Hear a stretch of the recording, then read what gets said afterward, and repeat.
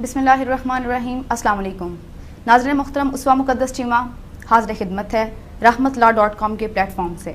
आज की हमारी पर्सनैलिटी एक ऐसा नाम, एक ऐसी शख्सियत जिसके बारे में आप सुनना चाहते हैं, जिसके बारे में आप जानना चाहते हैं। एक ऐसा हमारी फील्ड का एक ऐसा नाम है जिन्होंने बहुत ही यंग एज में ऐसा नाम कमाया कि लोग उनको दाद दिए बगैर रह नहीं सकते। आज की हमारी पर्सनैलिटी जो हमारे साथ इस प्लेटफॉर्म पर मौजूद हैं, किसी भी तारुफ के मुहताज नहीं, फिर भी उनका नाम बताती चलूँ, मियाँ ज़फ़र इकबाल कलानौरी साहब, advocate supreme court of Pakistan. हम अपने प्रोग्राम में सर आपको वेलकम कहते हैं कि आपने अपने इतने बिजी शेड्यूल में से कुछ लम्हे हमारे लिए निकाले, आप यहाँ से प्लेटफॉर्म पर तशरीफ़ लाए। डेफिनेटली हम आपसे बहुत कुछ सीखेंगे, बहुत कुछ पूछेंगे आपसे। आज नाज़रीन मोहतरम, इनके साथ जो हमारी गुफ्तगू होगी वो होगी इनकी पर्सनैलिटी पर। डेफिनेटली लोग इनको लॉ से मुंसलिक हैं, ये इस प्रोफेशन से मुंसलिक हैं, लोग इनको जानते हैं, लॉयर्स जानते हैं, पाकिस्तान के बेशुमार इंडस्ट्रियल जो हैं वो जानते हैं इनको। लेकिन आज इनके बारे में जो हम पूछेंगे वो होंगी इनकी पर्सनैलिटी पर बात होगी कि इन्होंने कहाँ से अपनी तालीम जो है वो आगाज़ किया, कहाँ से बेसिक के बिलोंग करते हैं, और इतनी जो अचीवमेंट्स उन्होंने अपनी ज़िंदगी में की हैं वो किस किस तरह से की हैं।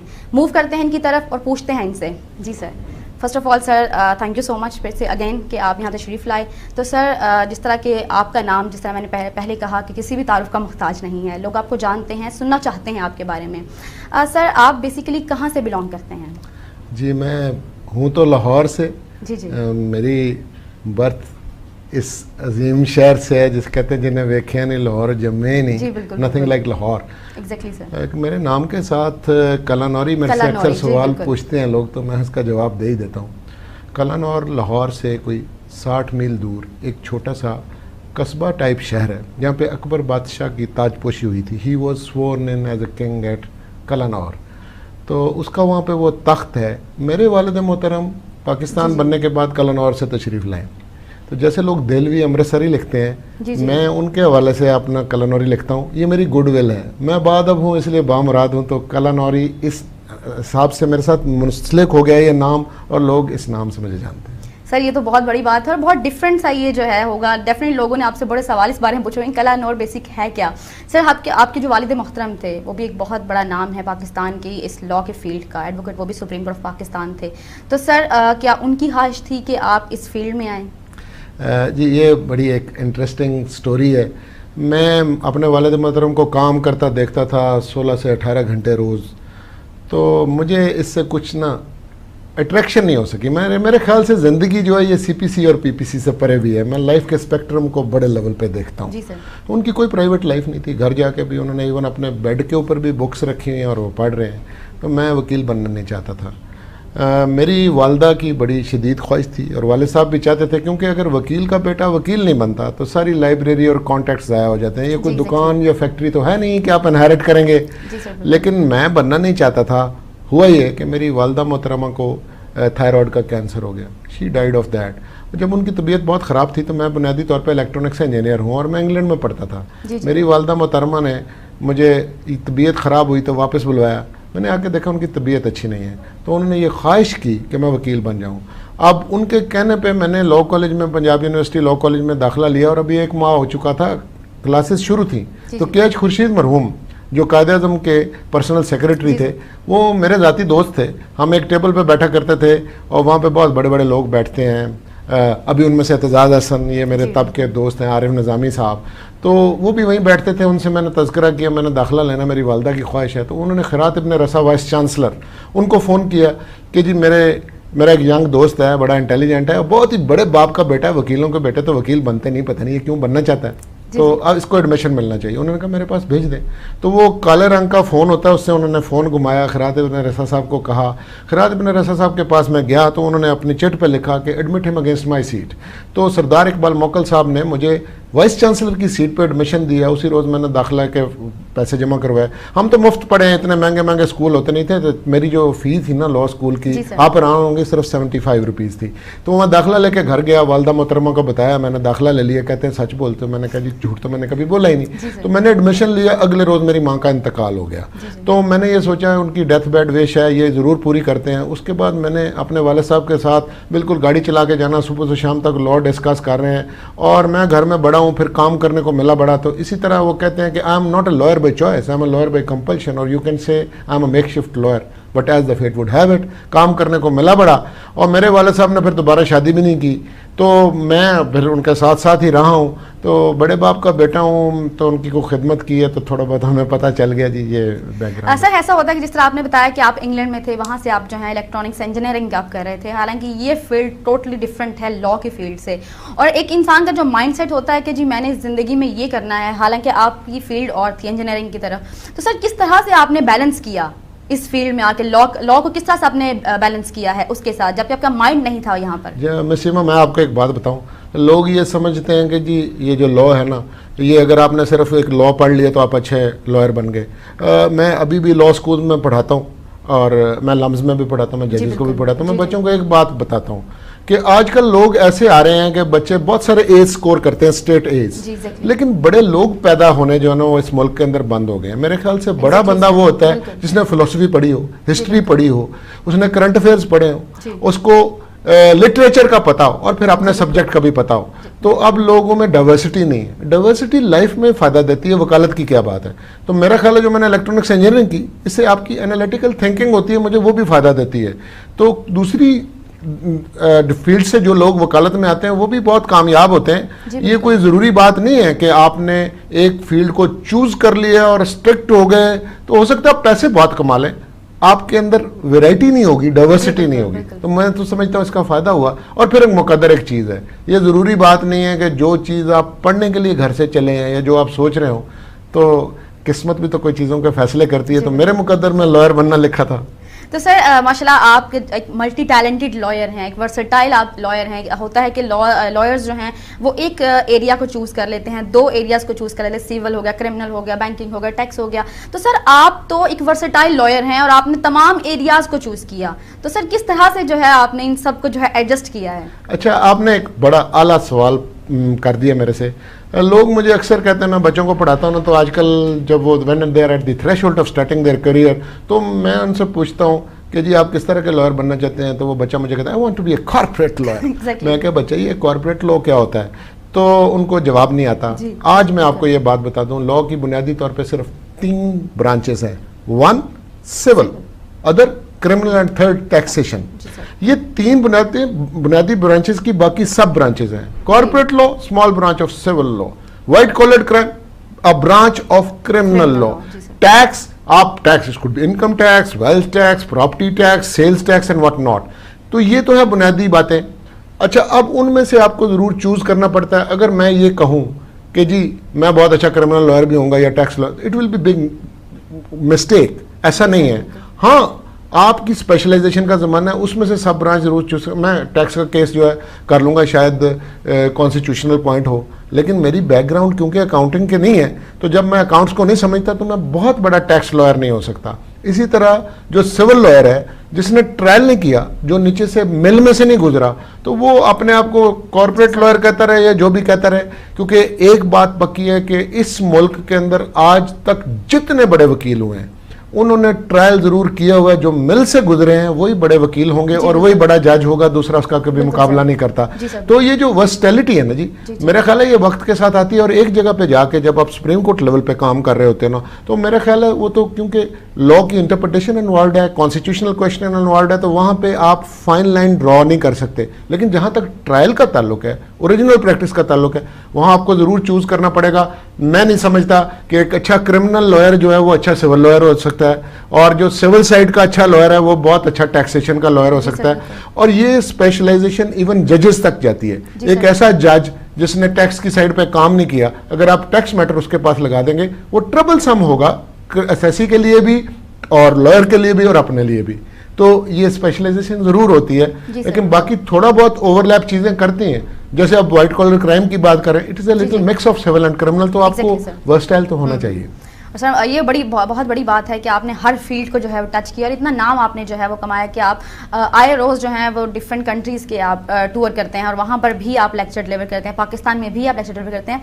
तो सर इसके अलावा मतलब लॉ की फील्ड, जिस तरह आपने बोला कि आपके वालिद मोहतरम 16-16, 18-18 घंटे जो है वो काम करते थे, और डेफिनेटली ये तो हमारी लॉ की फील्ड में होता है कि जिससे नाम कमाना है उसको पढ़ना पड़ता है। बल्कि हमारी स्टडी स्टार्ट ही हमारी लाइसेंस के बाद होती है। तो सर अब आप कैसा फील करते हैं जब आप अपने वालिद को देखते थे 16 घंटे काम करते हुए, और अब तो आप 18-18, 20-20 घंटे काम करते हैं? आपको आपस की बात बताऊं, मैं सुबह सुबह अपने घर से जब निकला करता था स्कूल जाने के लिए, तो मैं देखता था कि कुछ लोग काले रंग का कोट पहना और सख्त गर्मी के अंदर जो है ना बड़ी परेशानी के आलम में दौड़ रहे होते थे हाई कोर्ट की तरफ। तो मैं कहता था ये पागल है, इन्होंने काले रंग का कोट गर्मी में पहना हुआ और दौड़ रहे। तो मुकद्दर की बात है, मेरे बस में भी ये लिखा था। अब जब आप आ जाते हो तो अडेप्ट करते हो। मगर आपको मैं एक बात बताऊं, lawyering is a great profession. 3 profession ऐसे हैं कि जो मनी मेंटेनिंग प्रोफेशन बिल्कुल नहीं है, money is by the way.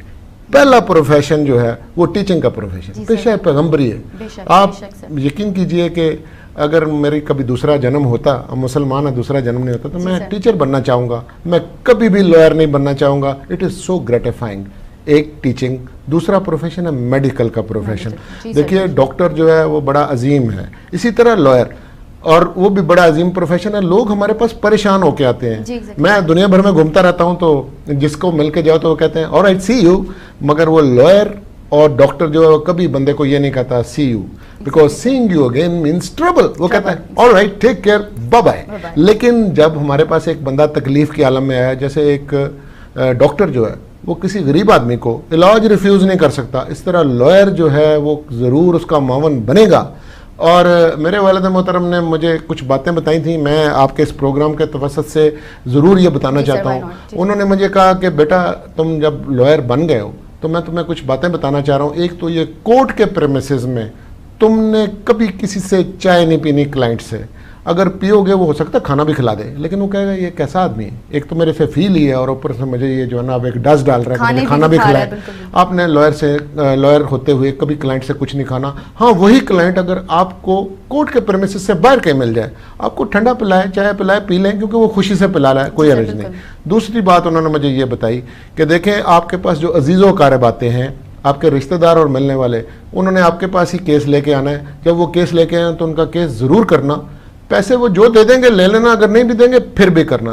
तीसरी बात उन्होंने मुझे बताई कि देखें ये मजांग का एरिया है, मैं पाकिस्तान बनने से पहले ही आके यहाँ पे रहा था, मैं यहाँ से बीडी मेंबर भी रहा हूँ, और हम आज जहाँ भी पहुँचे हैं इस एरिया के लोगों का हमारे पे हक है। तो बेटा इस एरिया का क्लाइंट कभी तुम्हारे पास आ जाए तो जो भी देगा ले लेना, अगर नहीं भी देगा फिर भी काम करना। थर्डली उन्होंने मुझे कहा कि गरीब आदमी जो है अगर उसके पास पैसे नहीं है उसकी वकालत तुमने ज़रूर करनी है, क्योंकि ये देखिए हम गाउन पहनते हैं, इसके पीछे एक फ्लिप लगी है। वंस अपॉन अ टाइम ये पीछे हमारे जो फ्लिप है ये पीछे एक हुड बनी होती थी, और लोग खुशी से लॉयर्स को कोई ना कोई पैसे डाल देते थे या कोई मुआवजा देते थे, लेकिन मुआवजा लेना किसी की वकालत करने का दिस इज़ नॉट ऑन, ये नहीं था।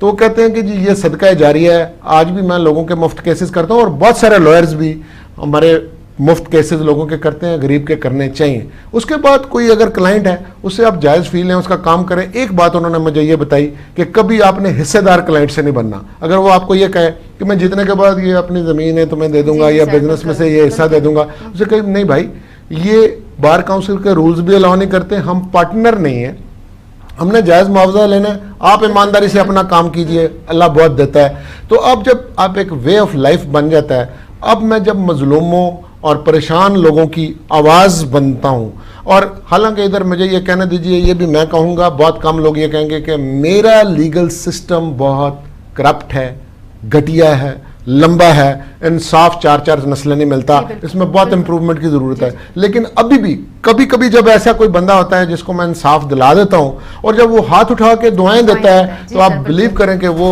मेरा इतना अच्छा वक्त गुजरता है, और मेरा ये ईमान है। ख़ास तौर पे हम अभी बात करेंगे एडीआर के अल्टरनेट डिस्प्यूट रेजोल्यूशन की। इस सिस्टम के साथ जब लोगों के 40-40 साल पुराने मुकदमे 1 घंटे में हल होते हैं, तो वो आपको जिस तरह की दुआएं देते हैं, वो जो दुआएं हैं हमारे काम आएंगी। हम मुसलमान हैं, मेरा ये ईमान है कि हमारे पल्ले कुछ नहीं, या रसूल करीम सल्लल्लाहु अलैहि वसल्लम की शफात से मैंने जो है जन्नत में जाना है, या इन लोगों की दुआओं से इंशाल्लाह जन्नत में जाना है कि जिनको आप इंसाफ लेके दे सकें। तो ये कितना आला प्रोफेशन हुआ। किसी मजलूम की आप आवाज़ बन रहे हैं, उसकी नाइंसाफ़ी के लिए आप लोगों के पास और बाब इख्तियार के पास जाके बोल रहे हैं। और क्या कहने कि अगर आप उसको इंसाफ भी ले दें तो प्रोफेशन तो ग्रेट है।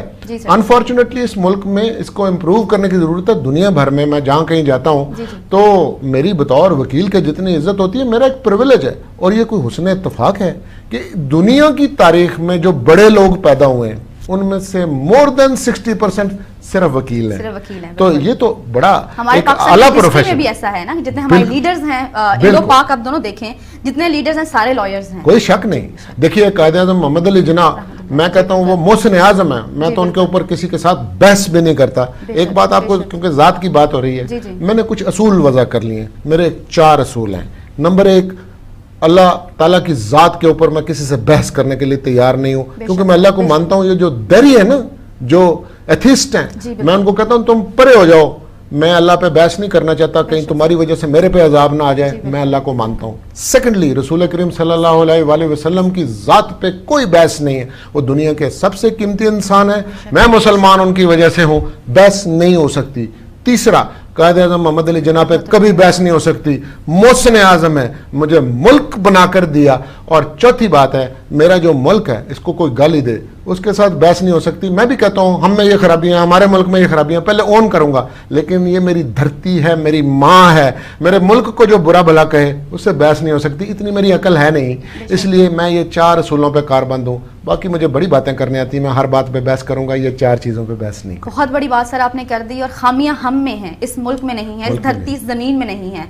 जितनी भी खराबियां होंगी वो हमारी अपनी ज़ात की हद तक होंगी और हमें अपनी ज़ात को बेहतर बनाना है। सर बड़ी खूबसूरत बातें कर रहे हैं। तो सर इन डेफिनेट कहते हैं कि जो अमल का दारोमदार है वह नीयत पर होता है इंसान की। सर आपने इसमें जिस तरह नाम कमाया, जितनी इज्जत आपने इस प्रोफेशन से कमाई है सर लॉयर होने के साथ साथ आपने पॉलिटिक्स में भी जो है ना खुद को सराहा। और आप यंगेस्ट जो हैं वो प्रेसिडेंट लाहौर बार एसोसिएशन भी रहे, या पंजाब बार काउंसिल के मेंबर भी रहे। सर वो फीलिंग्स क्या थी आपकी? देखिए मैं बताऊं, ये जो लॉयर्स पॉलिटिक्स है इसके अंदर मेरा हम अ पॉलिटिकल बर्ड। बचपन से सियासत के अंदर हिस्सा लेना और चीज़ों को देखना वो मैंने देखा है। मसलन अभी इफ्तिखार मोहम्मद चौधरी साहब की जो तहरीक है, 22 दिन तक मैं जेल काट कर आया हूँ और पहले दिन गिरफ्तार होने वाले और डंडा खाने वालों में से मैं हूँ। वो एक और स्टोरी है कि इससे बड़ी मायूसी मुझे कभी नहीं हुई जो वो तहरीक थी। लेकिन लॉयर्स को रिप्रेजेंट करना, जो खुद ही हर वकील लीडर है, उनका लीडर होना, ये एक बड़ा एक इंटरेस्टिंग एक्सपीरियंस है। लेकिन मैं एक बात आपसे कहूँगा कि unfortunately with the passage of time इसमें डिटेरिएशन बड़ी हो गई। पहले हमारा जो बेस्ट आदमी होता था वही हमारा ओहदेदार होता था, क्योंकि मेरा यह ख्याल है कि मेरा लीडर मेरे से लायक होना चाहिए, या कम से कम मेरे जैसा होना चाहिए। अगर वो मुझसे भी नालायक है तो मेरा लीडर तो नहीं है, क्योंकि पैसे की रेल पेल और ये सिस्टम जो है उसके अंदर हमने इसके अंदर करप्शन इस लिहाज से मैं समझता हूँ ले खाने खिलाओ जी इन ग्रुपों की ये बातें मानो। मैंने थोड़े से भले वक्त के अंदर इलेक्शन लड़ा है तो इस तरह के पैसे वैसे खर्च नहीं होते थे।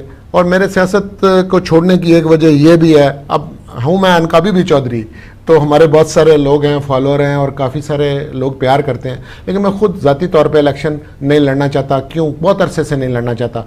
क्यों? आप इतना ह्यूज अमाउंट अगर खर्च करते हैं तो क्या वजह है? 1 साल के लिए आप इलेक्ट होके आ रहे हैं, आपने ज़रूर या तो जज बनना है, या सिफारिश करवानी है, या किसी जज की ट्रांसफ़र करवानी है, कोई स्टे करवाएंगे या कोई बेल करवाएंगे। तो दिस इज़ नॉट ऑन, ये ओवरऑल डिटेरियरेशन होगी। अदरवाइज वकीलों को रिप्रेजेंट करना, जो इनका प्रेसिडेंट है, is like their chief justice. आपको मौका मिलता है, और मुझे तो मौका अल्लाह ताला ने जब भी दिया है मैंने तो उसको अवेल किया। मुझे तो आप 1 इंच दीजिए, मैं 1 मील कवर करने वाला बंदा हूँ, क्योंकि आप बैठे हैं चीफ जस्टिस के साथ बात कर रहे हैं, फॉरेन डिग्निटरीज के साथ बात कर रहे हैं, आप और बाब अख्तियार के साथ बात कर रहे हैं, आप हुकूमत वक्त के साथ बात कर रहे हैं। अगर आप बात कर नहीं सकते, आप रिप्रेजेंट कर नहीं सकते, आपका इम्पैक्ट क्या होगा? तो अगर आप अच्छी तरह से बात कर सकते हैं तो ये बड़ा प्रिविलेज है और पॉजिटिव प्रोजेक्शन भी है। मैं सियासतदान, आप माशाल्लाह अभी बच्चे हैं, you have to go a long way. मैं कहता हूँ ज़िंदगी के अंदर इलेक्शन अच्छे लोगों को ज़रूर लड़ना चाहिए, क्योंकि हम चॉइसेस हमने ख़त्म कर दिए, हम अच्छा आदमी अब देते भी नहीं है। आप एक मौका दे तो आते हैं, लेकिन अगर आप एक दफ़ा इलेक्शन लड़ते हो, इसकी ये बड़ी खूबसूरती है, क्योंकि जब आप वोट मांगने जाते हो ना, आप बेग करने जाते हो, तो ये आपके अंदर की मैं मरती है। आपको लोगों के मसाइल का पता चलता है। उनके ऑफिसेज में जाइए, आपको जाके पता चलेगा कि लोगों कितनी कितनी मुश्किल का शिकार हैं। और हमारे प्रोफेशन में पैसे की तकसीम मुनसिफाना बिल्कुल भी नहीं है, चंद हाथों में। यहाँ पे भी माफी हैं और वो बेनिफिशियरी हैं। आपको कैसे पता लगेगा कि यंग लॉयर्स किस पोजीशन में हैं? आपको कैसे पता लगेगा कि बहुत सारे लोग हैं वो सीनियर हैं, बड़े मुदब्बर नजर आते हैं, किस्मत तो एक चीज़ है, लेकिन निज़ाम भी गैर मुनसफाना है कि उनके पास कोई चांसेस ही नहीं है, उनको केसेस आ ही नहीं रहे। एक बंदे के पास 300 लीगल एडवाइजरी हैं, दूसरा बेचारा जो है वो भूख के लिए मर रहा है। एक सीनियर लॉयर है, वो एक फ़ी लेता है, लेट से वो 1.5 लाख रुपया फ़ी लेता है, वो अपने साथ एसोसिएट को 10,000 देने के लिए तैयार नहीं है। ना वो प्रॉस्पेरिटी शेयर करता है, ना इल्म शेयर करता है। लेकिन साथ ही साथ एक बात मैं कहूँगा कि नौजवान जो लोग हैं और यंग बच्चे जो आ रहे हैं, उनमें भी एक खराबी है, वो भी ओवरनाइट सब कुछ लेना चाहते हैं, वक्त से पहले नहीं, मुकद्दर से ज्यादा नहीं। जो बड़े लोगों के पास बैठ के ज़ानुए तलमस तय करना पड़ता है, उनकी महफिल में रहना पड़ता है, फिर आपको इल्म आता है। तो ये जो डायलॉग है ना सीनियर जूनियर का, वो खत्म हो गया। तो ये जो सियासत की है, उससे मुझे इन सारी तकलीफ का अंदाज़ा हुआ है और मुझे पता लगा कि लीगल सिस्टम के अंदर कितने लकूनाज हैं और फिर उहदेदारान एक्सप्लॉइट किस तरह से कर रहे हैं और फिर नए आने वाले लोगों के लिए कैसे रास्ता नहीं है। बस मैं ये समझता हूँ पाकिस्तान में लॉ फर्म्स का कॉन्सेप्ट ही इतना जो है वो स्ट्रांगली इंट्रेंच्ड नहीं है। जब इंडिविजुअल लॉयर्स होंगे तो आप पूल नहीं कर सकते अपने रिसोर्सेज को। अब अगर एक लॉ फर्म है तो एक बंदा लिटिगेट कर रहा है, एक बंदा रिसर्च वर्क कर रहा है, एक ओपिनियन राइटिंग कर रहा है, और ये इस तरह से काम भी बेहतर होता है और पैसे की तकसीम भी मनसूफाना है और परफॉर्मेंस भी बेहतर है। सर ये बड़ी खूबसूरत बात कही कि यहाँ पे हमारे डेफिनेटली हर प्रोफेशन में लकूनास कहीं ना कहीं खामियां होती हैं, हमारे इस प्रोफेशन में भी डेफिनेटली होंगी सर, और हैं भी, कि जो हमारे यंगस्टर्स आने वाले हैं उनको काफ़ी ज़्यादा जो मुश्किलात जो है फेस करना पड़ती हैं। तो सर इसके बारे में आप हमारे जो आप बैठे हैं इस प्लेटफॉर्म पे, तो जो हमारे इस टाइम पॉलिटिक्स में हैं, बाहर पॉलिटिक्स में हैं, सर उनको आप क्या कहना चाहेंगे? जी, मैं उनको पहली बात तो उनको कहने से पहले तो मैं वोटर को कहना चाहता हूँ। जी सर। देखिए, जितने वकला हैं उनको ये ज़रूर सोचना चाहिए कि आप जो आपकी क़यादत है, आप अच्छे लोगों को मुंतखब करके तो आप बार काउंसिल में भिजवाएं। ख़ासतौर पे ये जो कॉन्स्टिट्यूशनल बॉडीज़ है ना आपकी, दो जो प्रोविंशियल बार्स होती हैं और पाकिस्तान बार है, इसके अंदर बढ़िया किस्म के नुमाइंदे जो है ना वो आपके पहुंचने चाहिए, क्योंकि 5 साल के लिए वहाँ पे होते हैं। तो जब आप इलेक्शन में वोट डालते हैं तो आप ये ज़रूर देखें कि उनकी क्वालिफिकेशन क्या है। सिर्फ इस बुनियाद पे लोगों को मुंतखब कर लेना, बरादरी की बुनियाद पे, या आप इस वजह से कि किसी ने पैसे ज़्यादा खर्च कर दिए, क्योंकि मुझे ये कहने दीजिए अब तो इतनी कबाहतें हो गई हैं इसमें कि लोग जो है मोबाइल फ़ोन उन्होंने तकसीम किए हैं, लोगों को काम करने के लिए गाड़ी ले देते हैं, लोगों ने दिहाड़ी पे अपने लिए लोगों को रखा हुआ, मेरे लिए जाके कैंपेनिंग करो। तो अगर आपका किसी को सिलेक्ट करने का मेयार ये है कि जी उसने पैसा कितना खर्च किया, या उसका बरादरी का इन्फ्लुएंस कैसा है, या ये जो बहुत ज़्यादा ग्रुपिंग बनी, मैं इस ग्रुपिंग के भी हक में नहीं हूँ, क्योंकि बाज़ औक़ात वो ग्रुप्स जो हैं वो विप देते हैं कि जी जिस कैंडिडेट को हमने खड़ा कर दिया है बस उसको टिकट मिला तो वो इलेक्शन लड़ेगा। तो लोगों को, वोटर्स को भी ना ये करना चाहिए कि आइंदा के लिए, ख़ासतौर पे अगले साल में प्रोविंशियल बार के इलेक्शन होंगे तो आप बहुत एहतियात से वोट डालिए। एक तो मैं ये कहूँगा। बाकी ये जो ओहदेदारान हैं इनको भी मैं एक मैसेज देना चाहता हूँ, वो अपने तजर्बे की बुनियाद पर देना चाहता हूँ। मैंने धात के ज़माने में इलेक्शन लड़ा था, और अगर आप वकील अच्छे हैं तो आप ओहदेदार हों तो आप हमेशा जिंदा रहेंगे। कभी ओहदेदार जिंदा नहीं रहा, वकील जिंदा रहता है। You should be lawyer first और ओहदेदार बाद में। और एक अच्छा लॉयर अगर ओहदेदार हो तो क्या कहने।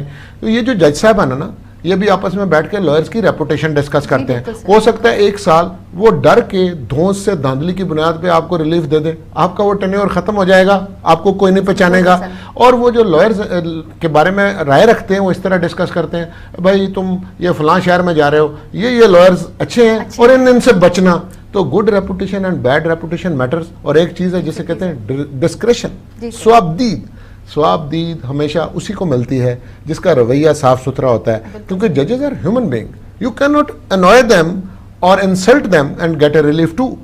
वो नज़ीर अहमद साहब ने अपनी किताब में मेकिंग ऑफ अ लॉयर में एक जुमला, बड़ा वो काबिल गौर जुमला है, वो कहते हैं if you want to win a case try to win the sympathy of the जज। तो ये जो जज की एक डिस्क्रेशन है ये हमेशा अच्छे शरीफ प्रोफेशनल लॉयर को मिलती है, सिर्फ ओहदेदार को नहीं। हाँ, ओहदेदार अगर आप बन जाएं और आप अच्छे लॉयर हैं 4 चांद लग जाते हैं। आपकी पॉजिटिव प्रोजेक्शन भी तो है ना जी मीडिया में, लोग आपको वैसे क्यों ना जाने। तो आप लॉन्ग टर्म में सोचें, ना कि उस 1 साल में कुछ दिहाड़ियाँ लगा ली and that is end of the road. Sir ये बड़ी खूबसूरत आपने बात कही, और डेफिनेटली जो लॉयर्स हैं उनको अपनी डिग्निटी जो है उससे कभी कॉम्प्रोमाइज़ नहीं करना चाहिए, बिकॉज हमारा प्रोफेशन हमसे मांगता ही ये है।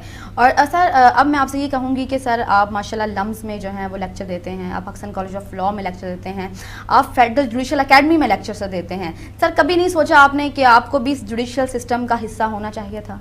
अच्छा, ये मैं आपको एक बात बताऊं, शायद लोग बातें करते हैं तो गुरूर का पहलू या झूठ का पहलू आ जाए। मेरा ख्याल है judging is a way of life. जज मैं बहुत अर्सा पहले बन सकता था, मुझे हर वक्त उन्होंने कहा। मेरे ख्याल से जज के लिए 2-3 बातें बड़ी ज़रूरी हैं। पहली बात तो ये है कि जज जो है वो अल्लाह ताला की कुर्सी के ऊपर बैठा हुआ है, इंसाफ रेंडर कर रहा है, तो ये बड़ा सख्त इम्तहान है। दूसरा, ये जजेस की पर्सनल लाइफ कोई नहीं होती जी। वो सुबह कोर्ट आवर से पहले आ जाते हैं, सारा दिन काम करते हैं, जैसे ही ऑफ होते हैं उसके बाद उन्होंने जजमेंट्स लिखवानी होती हैं, शाम घर जाते हैं, एक बस्ता उनका इंतज़ार कर रहा होता है अगले दिन के केसेस का। No personal life at all, mostly बीमार भी हो जाते हैं। आप बिल्कुल दुनिया से कट गए। मैं ज़रा सोशल आदमी हूँ। देखिए, मुझे मौसीकी सुनने का भी शौक़ है। मुझे अगर दही भल्ले खाने हैं तो मैं रीगल चौक के ऊपर भी खा लूँगा, मुझे कोई प्रॉब्लम नहीं है। मैंने मूवी देखनी है, मैं सिनेमा हाउस जाके मूवी देखना चाहता हूँ, मैं देखूँगा। मैंने किसी जगह पे लाइब्रेरी में, पब्लिक लाइब्रेरी में जाकर किताब पढ़नी, मैं वो भी पढ़ूँगा। मैं दोस्तों से बैठ के किसी अच्छी जगह चाय भी पीऊँगा। ये सारी कंस्ट्रेंट्स हैं जो जज की कुर्सी के साथ जो है वाबस्ता है। और अगर वो जजेस इसकी पैरवी नहीं कर रहे तो फिर लोग उनको सिफारिश करेंगे, ज़िंदगी मुश्किल। तो मेरे लिए वो एक जजिंग मेरा तरीक़ाकार नहीं। अल्लाह ताला ने हर बंदे के लिए कोई एक चीज़ मुख्तस की हुई है, और मुझे उस पर कोई मलाल नहीं। लेकिन मेरा ख्याल है कि लॉयर होना जज होने से भी बड़ी बात है। देखिए, आप रोस्ट्रम पे खड़े होते हैं, क्या मज़ा आता है। सुप्रीम कोर्ट में 3 जजेस बैठे हैं, कई दफ़ा बड़ा बेंच बैठा है, वो आपसे सवाल पूछते हैं, ठक ठक ठक, आप उसको रिस्पॉन्ड कर रहे हैं, दुनिया आपको सुन रही है, यू आर बीइंग हर्ड। अब आपको सिर्फ बोलने के पैसे मिल रहे हैं, किसी से बेहतर अंदाज में बात करनी है, वरना तो उसको लॉयर एंगेज नहीं करना चाहिए। तो ये जो प्रिविलेज है ये सिर्फ लॉयर का है। लॉयर के पास और बहुत सारे रास्ते हैं। देखिए, ये पार्लियामेंट में जिस तरह से वकला की तादाद कम हुई है, पार्लियामेंट का स्टैंडर्ड भी डाउन हुआ है। जो ये अमेरिकन प्रेसिडेंट को देख लें, जो ओबामा या क्लिंटन जिस क्लास का प्रेसिडेंट था, तो प्रेसिडेंट जो उसकी क्लास हो सकती है, because they were lawyers. So lawyers are a species apart. तो अल्लाह मियां ने जो रोल दिया है उसको आपको शुक्र अदा करना चाहिए। देखिए, कोई इन्वेस्टमेंट नहीं है मेरी, मैं अपने कलम से और अपनी ज़ुबान से रिस्क जो है वो मुझे मिल रहा है, और आप लोगों को रिप्रेजेंट कर रहे हैं, इससे बेहतर और क्या प्रिविलेज हो सकता है। तो I am happy being a lawyer. मुझे इसका कोई मलाल नहीं है, मैं उधर जाना भी नहीं चाहूँगा। ज़बरदस्त सर, ये बड़ी अच्छी बात आपने की, क्योंकि हमें अच्छे लॉयर्स की बहुत ज़रूरत है जो बेसिकली आगे जाके तो हमें जो है रिप्रेजेंट कर सकें, और ये बहुत इंपॉर्टेंट है। सर, जो आने वाले यंगस्टर्स हैं हमारे, जो इस फील्ड में आते हैं और चूज़ करते हैं जी, सिविल है, क्रिमिनल है, सिर्फ इन 2 साइड्स को चूज़ करते हैं। और हालांकि मैं समझती हूँ कि सिविल एक बहुत टफ सब्जेक्ट है और उसको पढ़ना, अगर उसमें बहुत मेहनत दरकार है, क्रिमिनल भी इसी तरह से है। तो सर, जो हमारे आने वाले यंगस्टर्स हैं सर, उनके बारे में आप क्या कहते हैं, और उनको क्या आप देखते हैं कि हमारे जो लॉ का फ्यूचर है वो क्या होगा? जी, मेरा ये ख्याल है कि लॉ का फ्यूचर जो है ना जी काफ़ी ब्राइट है। जो काम ख़राब हुआ है वो ये हुआ है कि यहाँ पे रेफरेंस लॉ कॉलेजेस बने हैं, और वो जो रेफरेंस लॉ कॉलेजेस बने हैं उसके अंदर डिसिप्लिन बिल्कुल नहीं रहा, और उसकी बुनियाद के ऊपर लोगों ने हमें बहुत ताने दिए। मुझे ये सुनना पड़ता है कि वकला गर्दी, जो कि मुझे बड़ा शेमफुल लगता है कि मुझे कहा जाता है। इसमें मीडिया की कुछ ज़्यादती भी है, लेकिन कुछ ज़्यादती हम करते भी हैं। वो मेरा ख्याल है वो तरबियत वाला पहलू जो है ना वो कहीं पर लैक कर गए। हमने अभी एक बहुत बड़ी एफर्ट की है, आपसे आगे चल के मैं जिक्र करूंगा कि हम रीवैम्प कर रहे हैं लीगल एजुकेशन को पाकिस्तान में। तो अब आइंदा आने वाले बेहतर वकला आएंगे। जब वकला बेहतर आएंगे और उसके बाद एक सर्कमस्टांसेस हमें ऐसे बनाने हैं कि उनको किसी जगह पे ट्रेनिंग का मौका भी मिले। एक तो बार वोकेशनल कोर्सेज के ज़रिए उनको ट्रेनिंग दे रहे हैं, दूसरा चेम्बर्स में उनके लिए अडेप्टेबिलिटी होनी चाहिए, कोई गुंजाइश होनी चाहिए कि वो वहाँ जाकर भी उनको शुरू में कोई पॉकेट मनी तो मिले कुछ आहिस्ता आहिस्ता। लेकिन साथ ही यंग लॉयर्स को एक बात मैं कहता हूँ कि आप जहन में अगर ये रख लें कि कम से कम 2-1 साल अगर कोई पैसे थोड़े भी मिल गए, कोई हर्ज नहीं, आप प्रो बोनो काम करें, लोगों का काम करें। कहते हैं काम आता है तो काम आता है। आप उनका, बहुत सारे लोग हैं जिनके पास right to attorney except from murder cases तो है ही नहीं, आप उनके केसेस करें, आपकी जगह बनेगी। लेकिन अब अच्छे लॉयर्स के लिए बहुत जगह, खासतौर पर लड़कियों के लिए बहुत जगह। मैं आपको ये गुड न्यूज़ देना चाहता हूँ कि मेरा ये क्योंकि शोबा है और मेरे पास डाटा भी है, मैं आपको बिला खौफ तरदीद ये बात बताता हूँ कि ये अभी जो हमारे सिविल जजेस हैं की इंडक्शन हो रही है, एडिशनल जजेस की, इनमें ख़वातीन बहुत आई। तो हमें उनके बारे में ये शिकायत मिनिमम है, ना होने के बराबर है कि वो सिफारिश मानती हैं या कोई और चीज़ से इन्फ्लुएंस हो जाती हैं। वो अपना वक्त चाय पे ज़ाया नहीं करती हैं, उनकी कोर्ट का डिसिप्लिन ज़्यादा बेहतर है, अब वर्किंग कंडीशंस भी बेहतर हो गई। तो ज़रूरी थोड़ा प्रैक्टिस करनी है, आप जुडिशरी में भी आ सकते हैं। एक बात ये, दूसरा ये है कि ज़्यादातर जो लड़कियां काम करती हैं वो बजाय council instead of the original council पेश होती हैं। अगर आप खड़े होके केस आर्गू करें तो कोर्ट की डिस्क्रिप्शन आमतौर पे लड़कियों के हक में बहुत यूज़ होती है। अब तो हाई कोर्ट की जजेस बन रही हैं और हम जब देखते हैं तो इधर उधर नज़र दौड़ाएं तो हमें इस काबिल लड़कियां मिलती बहुत कम है जिनको हाई कोर्ट का जज जो है वो कंसिडर करें या एलिवेट करें। तो आप लोगों के लिए बहुत गुंजाइश है। फिर साथ ही साथ ये चेंबर प्रैक्टिस है, वहाँ पे बैठ के आप रिसर्च वर्क कर सकते हैं, आप ओपिनियन वर्क कर सकते हैं, क्यों नहीं। फिर इन हाउस काउंसिल का बड़ा कॉन्सेप्ट है। तो ये प्रोफेशन जो है ये इसके अंदर मैं तो समझता हूँ अभी भी बहुत अपॉर्चुनिटी है। और कहते हैं जहाँ पे भी कभी इनेतात होता है और ख़राबी एंड पे पहुँच जाती है ना, तो वहीं से जाके फिर एक नई अपॉर्चुनिटी, क्योंकि अब रियलाइजेशन हो गई है और इसके बाद अब यंग लॉयर्स जो हैं जो काम करेंगे सही मानों में उनके लिए बिल्कुल रास्ता बनेगा। लेकिन एक बात है कि बुज़ुर्गों का एहतराम करना चाहिए, क्योंकि जो लोग बाअदब हैं वही बामुराद हैं। तो मुझे किसी ने अगले रोज़ एक बहुत बड़े जज साहब रहे हैं हमारे और उनके नवासे लॉयर हैं, वो मेरे स्टूडेंट थे, तो अभी बाहर से LLM करके आए तो एक चैम्बर ज्वाइन किया हुआ था उन्होंने। तो मुझे कहते हैं सर कि आजकल मैंने इस चैम्बर की बजाय फलां चैम्बर ज्वाइन कर लिया। तो उनके सीनियर भी वहीं खड़े थे, वो बड़े काबिल एहतराम आदमी हैं। तो मैंने कहा जी आप बेटा आप सही जगह चले गए हैं तो आप इंशाल्लाह अच्छे लॉयर बनेंगे। कहते हैं फिर भी कुछ कहें। तो मैंने उनके सामने एक बात कही तो उन लॉयर्स ने मेरा माथा चूम लिया। तो मैंने ये बात ये कही थी जो आपके चैनल के तवसत से मैं लोगों को भी कहना चाह रहा हूँ, वो ये है कि अच्छी वकालत और अच्छा लॉयर जो है वो बुज़ुर्गों की खिदमत करने से बनता है, किताबें पढ़ने से नहीं बनता। पूरा एक माहौल है, हर लम्हा आप उससे सीख रहे हैं, अच्छे आदमी को आप फॉलो करेंगे। तो आप भी ये करना सीखें, थोड़ा सा अपने आप को डिस्टेंस करें। मैं बार में जाता हूँ, अब वहाँ पे टीवी ऊंचा सा चल रहा होता है, वहाँ पे इल्म की बातें नहीं होती। हम जब वकील बने थे तो वकला आपस में चाय भी पीते थे और बड़ी बड़ी सीरियस प्रोपोजिशंस डिस्कस करते थे। हाँ, इनकम टैक्स बार के अंदर अच्छा माहौल है, हाई कोर्ट के अंदर अब थोड़ा थोड़ा ये वापस आ रहा है। हमें लेक्चर्स करवाने चाहिए, हमें लोगों को एजुकेट करना चाहिए। एक फील्ड का एक बंदा माहिर है उसे बुलाइए, क्वेश्चन आंसर सेशन करें। और फिर लॉ तेज़ी से चेंज होने वाली फील्ड है। आपका अगर नॉलेज अपडेटेड नहीं है, कंटिन्यूइंग लीगल एजुकेशन आप नहीं दे रहे, आप नए नए जो है सब्जेक्ट्स नहीं पढ़ रहे, आप अच्छे लॉयर कभी नहीं बनेंगे। मैं जब लॉ स्कूल गया था मेरे फलक को नहीं पता था ADR क्या होती है, एनवायरमेंटल लॉ क्या है, वाइट कॉलर क्राइम क्या है, मुझे तो कंज्यूमर लॉज का कोई पता नहीं था, मैं DNA को नहीं जानता था, मुझे कंप्यूटर डिजिटल्स का और फोरेंसिक्स का कतन कोई अंदाज़ा नहीं था। ये सारी चीज़ें जो अभी भी मुझे मौका मिलता है मैं सीखता हूँ। इवन फॉरेन यूनिवर्सिटीज़ में जाकर शॉर्ट कोर्सेज करता हूँ, 2 हफ्ते एज ए स्टूडेंट बैठता हूँ कि जी पढ़ने की ज़रूरत नहीं है, यही तो हमारी एक खाम ख्याली है। इंग्लैंड के अंदर 11 घंटे हर साल अगर आप कंटिन्यूइंग लीगल एजुकेशन नहीं लेते as a barrister, as a solicitor, आपका लाइसेंस एक्सटेंड नहीं होता। Same is true for many other countries. मैं अगले रोज चाइना में देखा है 52 घंटे की कंटिन्यूइंग लीगल एजुकेशन हर साल लेनी है, वरना आपका लाइसेंस एक्सटेंड नहीं होगा।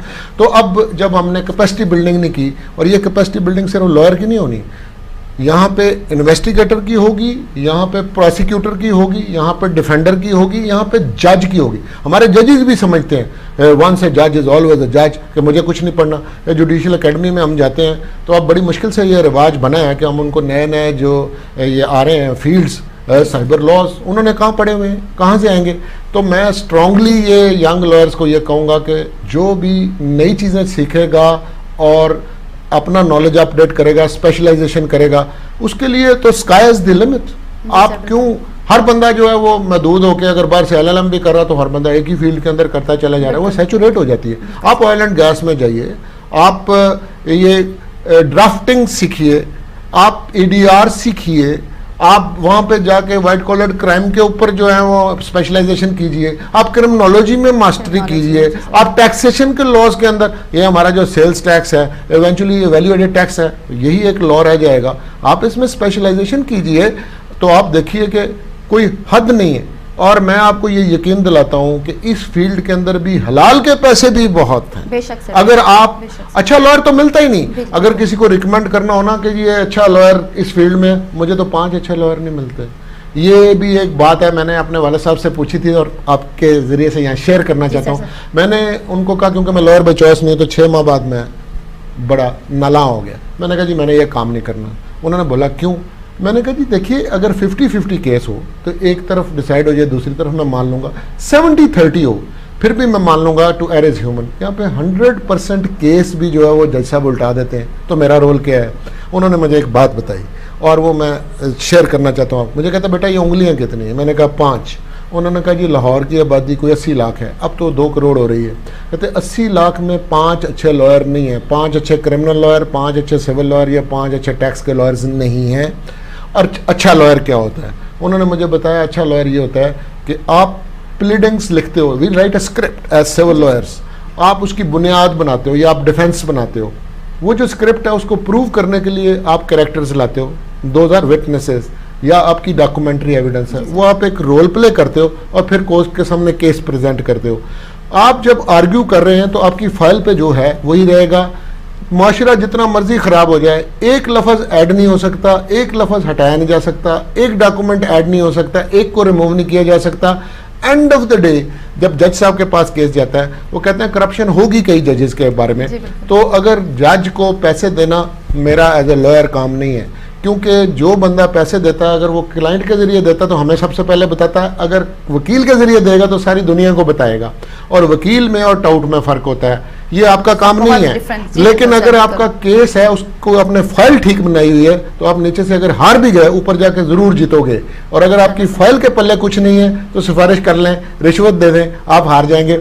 ये अच्छे और बुरे लॉयर का फर्क है, ये हमेशा रहेगा। बड़ी बात आपने की सर। हमारे एक्चुअली प्रोग्राम का जो वक्त है ना यहाँ पे इख्तिताम पे, हालांकि बहुत अच्छी आपसे गुफ्तगू जो है हमारी जारी थी, आपकी आज की पर्सनैलिटी पे हमारी जो है गुफ्तगू हो रही थी।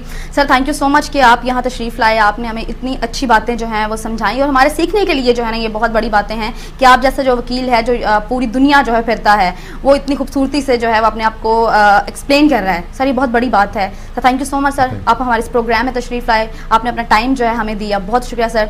जी नाज़रीन मोहतरम, हमारी आज की पर्सनैलिटी थी मियाँ ज़फ़र इकबाल कलानौरी साहब। आपने इनसे बातें की, आपने इनकी बातें सुनी, आपने इनको जाना, आपने कि किस तरह से इन्होंने स्ट्रगल करके मेहनत करके आज ये मुकाम हासिल किया। डेफिनेटली हमारी फील्ड में शॉर्टकट नहीं है। यहाँ पर आपने जो भी लॉयर्स इस फील्ड में आते हैं वो विजन के साथ आएँ, स्ट्रॉन्ग विजन के साथ आएँ और ये सोच कर आएँ कि जी हमने इस फील्ड में कुछ ना कुछ करना है। तो ये बहुत बड़ी बात होगी हमारे लिए। जी आज का जो हमारा प्रोग्राम यहीं पर इख्तिताम पजीर होता है। इंशाल्लाह नेक्स्ट एक और प्रोग्राम के साथ जो है हम फिर दावत देंगे कलानौरी साहब को यहाँ तशरीफ लाएं और इनसे हमारी डिस्कशन होगी मीडिएशन पे और ADR पे डिस्कशन की हमारे साथ होगी। तो जी अपने फीडबैक से मुझे ज़रूर आगाह कीजिएगा। हमारे जो चैनल है rahmatlaw.com इसको सब्सक्राइब कीजिएगा, यूट्यूब के चैनल को, और हमारा जो फेसबुक पेज है rahmatlaw.com इसको लाइक और शेयर ज़रूर कीजिएगा। अपनी दुआ में याद रखिएगा। इंशाल्लाह नेक्स्ट फिर आपसे मुलाकात होगी, तब तक के लिए अल्लाह हाफ़िज़।